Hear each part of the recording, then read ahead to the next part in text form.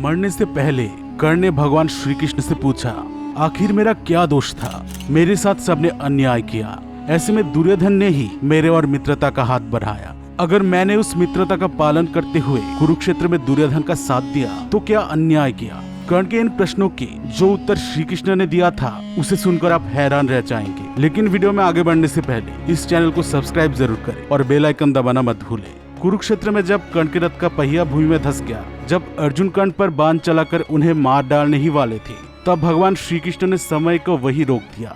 श्री कृष्ण जानते थे कर्ण के मन में कुछ ऐसे प्रश्न हमेशा से थे जिनका उत्तर उन्हें कभी नहीं मिला, इसलिए भगवान कृष्ण कर्ण को उन प्रश्नों का उत्तर देना चाहते थे।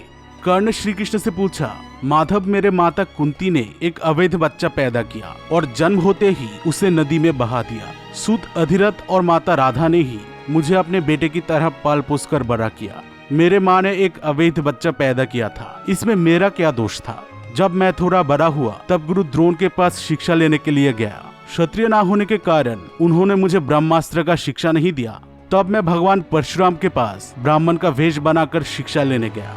जब उनको लगा कि मैं एक ब्राह्मण नहीं बल्कि एक क्षत्रिय हूँ, तब उन्होंने मुझे श्राप दे दिया। द्रोण ने मुझे क्षत्रिय ना होने के कारण शिक्षा से वंचित किया और परशुराम जी ने मुझे एक क्षत्रिय समझकर श्राप दे दिया।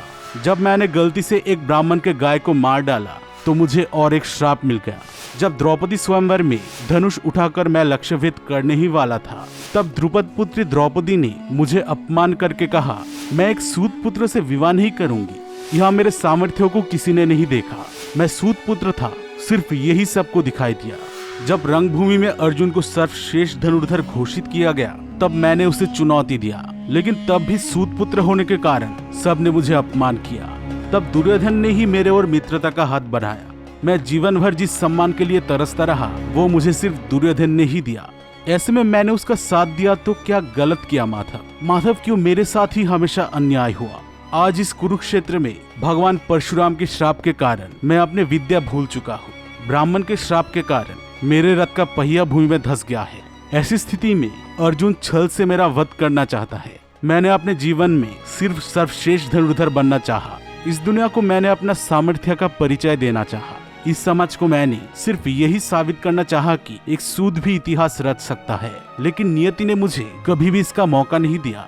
क्यों कभी भी मुझे अपने सामर्थ्य का परिचय देने का मौका नहीं मिला माधव? कर्ण के प्रश्न सुनकर भगवान श्री कृष्ण बोले, कर्ण, मेरे जन्म से पहले ही मेरे मामा कंस ने मुझे मारना चाहा।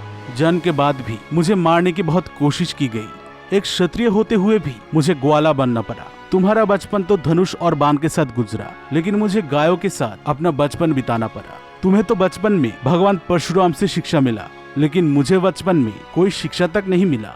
जरासंध से बचने के लिए मेरे पूरे समुदाय को अपना राज्य छोड़ना पड़ा, इसलिए मुझे रणछोड़ तक कहा गया। किसी के साथ कितना भी अन्याय हो, उसे कितना भी अपमान किया जाए, फिर भी उसे अधर्म के मार्ग पर चलने का कोई अधिकार नहीं है। कर्ण, तुम क्यों सर्वश्रेष्ठ धनुर्धर बनना चाहती थी? क्या समाज के भलाई के लिए तुमने सर्वश्रेष्ठ बनना चाहा या तुमने खुद के लिए सर्वश्रेष्ठ बनना चाहा? तुम्हारे विद्या में सात्विकता नहीं थी कर्ण, तुम्हारे विद्या लाभ के आशय ही गलत था।